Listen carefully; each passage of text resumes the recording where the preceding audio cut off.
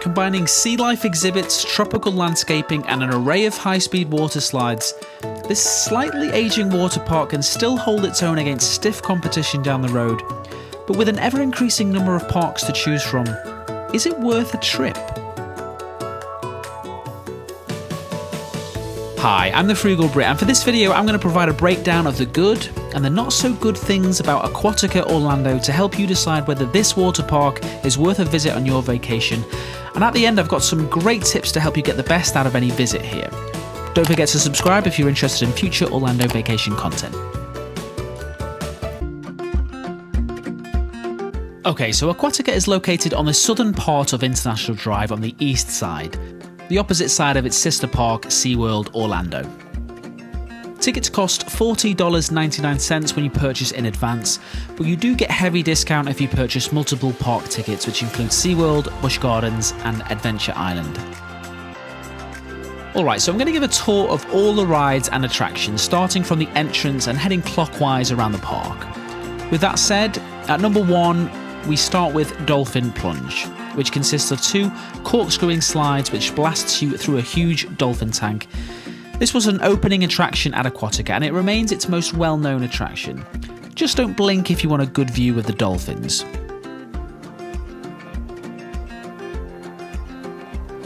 At number 2 we have Wanu Way, which is a double inner tube slide. Each tube has its own unique path, but all feature curves, drops and dark tunnels.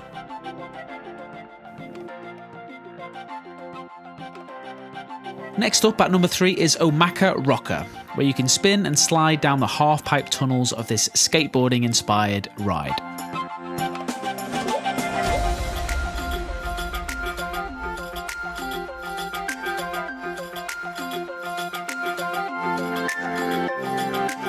At number 4 we have Carry Carry Curl, which is Aquatica's most recent attraction. This aims to deliver a high adrenaline weightless experience. The 5th attraction is Cutback Cove and Big Surf Shores. These are 2 alternating wave pools, one of which only operates seasonally. At number 6 is the terrifying Ihu's Breakaway Falls, which is the steepest multi-drop tower of its kind in Orlando. There are 2 side-by-side drop towers, and you don't know whether you or the person on the tower slide next to you is going to drop first. I would say easily the most thrilling attraction at this park, and not for the faint-hearted, that's for sure. On the opposite end of the thrill scale at number 7 is Kata's Kookaburra Cove, which is a kids' water play area. This is great if you have kids in your group that are too young for the main attractions but still want to enjoy some fun water slides. Next at number 8 is Taumata Racer, which coincidentally features 8 mat ride slides where you'll compete headfirst to become the fastest of all the riders.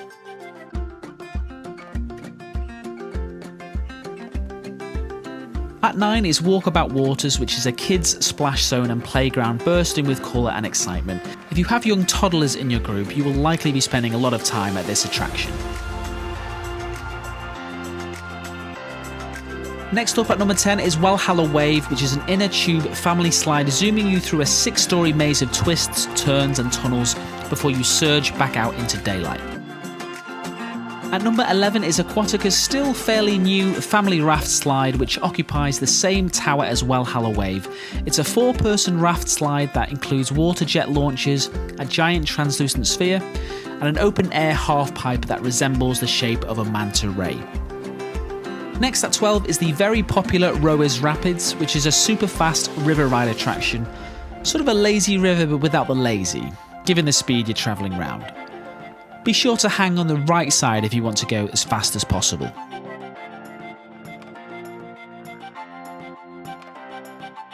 The last attraction at number 13 is Tassie's Twisters and Loggerhead Lane.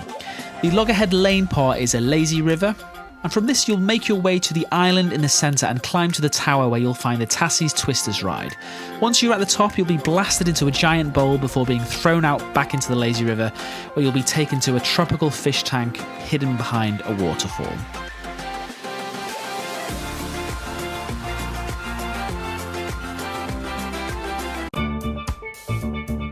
start the positives, I will say you cannot deny that the attractions at Aquatica are outstanding.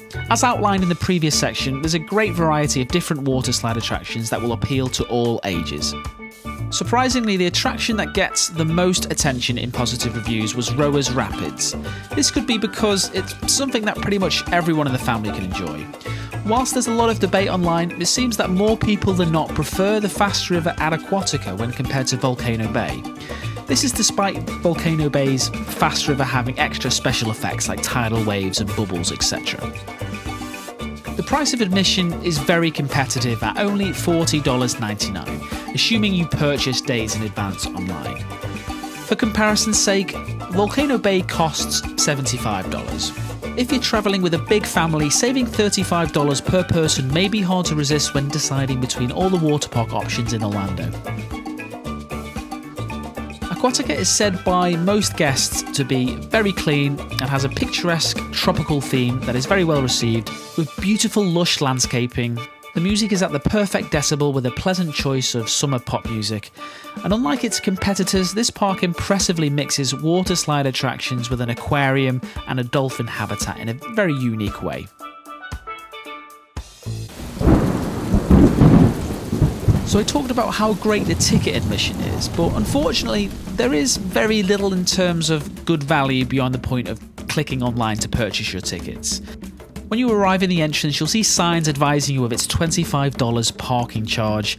If you show up on the day without a ticket, you'll pay 40% more. When you get inside the park, you'll want to find a locker, and I'm afraid to say this is going to cost you $15 for a small locker and $20 for a large locker. At this point, you're already at least $35 down before you've even got into your swimsuit. I should say for balance that the charges for parking and lockers are pretty much the same for the other main water parks in Orlando and Disney, but nevertheless it's got to be covered in this section.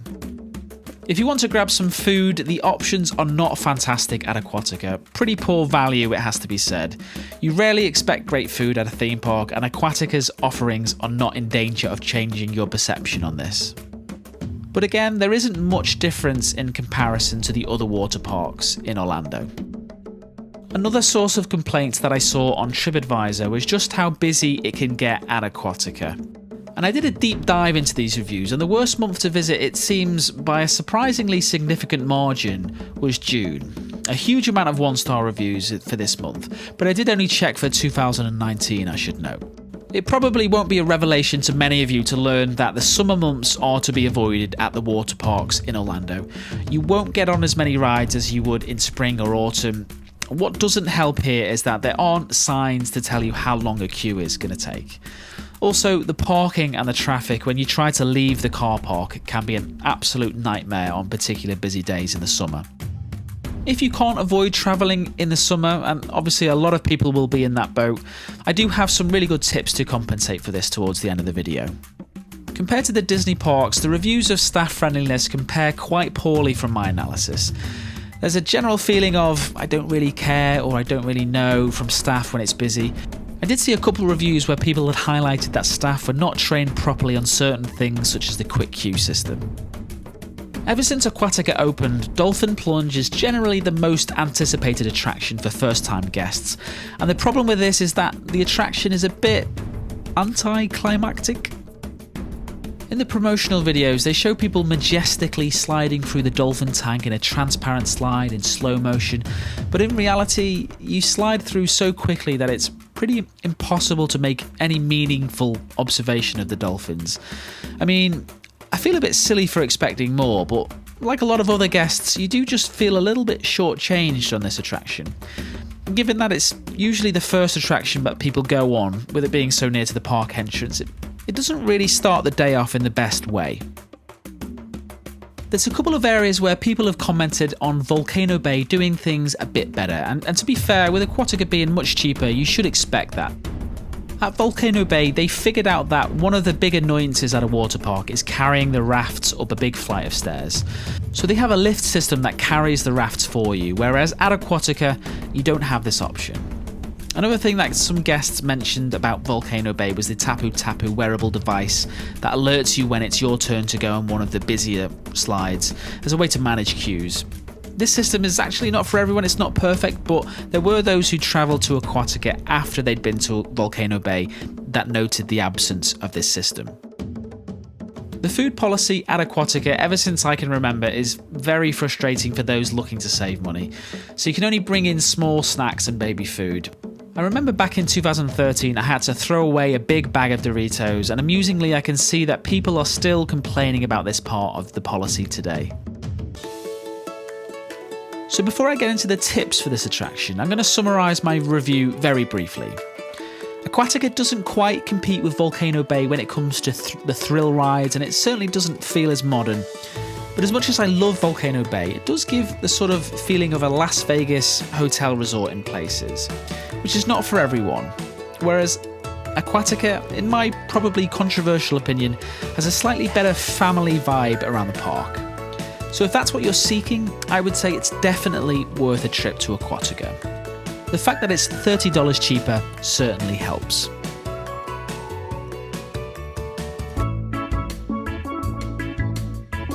Number 1. My first tip is to help those travelling in the summer months. So I strongly advise to go on a Monday if you can. This is because a lot of the time people fly in over the weekend for their vacation, and it's rare that people choose to go to a water park first for some reason, which is why it tends to be a bit quieter. This is a locals pro tip.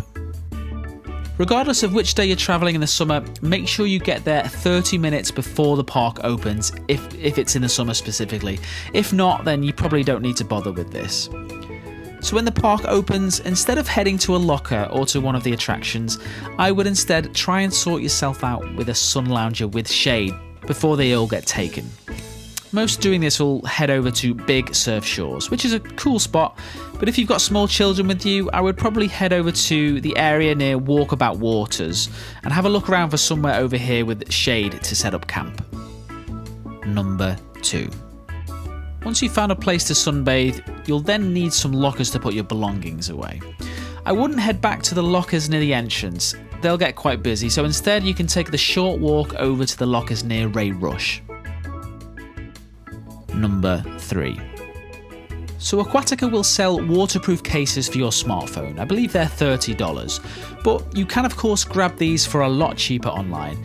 And this presents you with an opportunity to fight the system of the unreasonable locker charges, because if you can get a car key in one or two of these, your phone, your bank card, your cash, then you can maybe get away with not paying for a locker and just having your non-valuable items left at the sun lounger. But maybe I'm taking frugality a bit too seriously here. An alternative strategy that I got from a review on TripAdvisor was to put your valuables in a waterproof case and then hide them in the sand under your sun lounger if you're stationed in the beach area. Feels a bit risky to me, but interesting nevertheless. Number 4.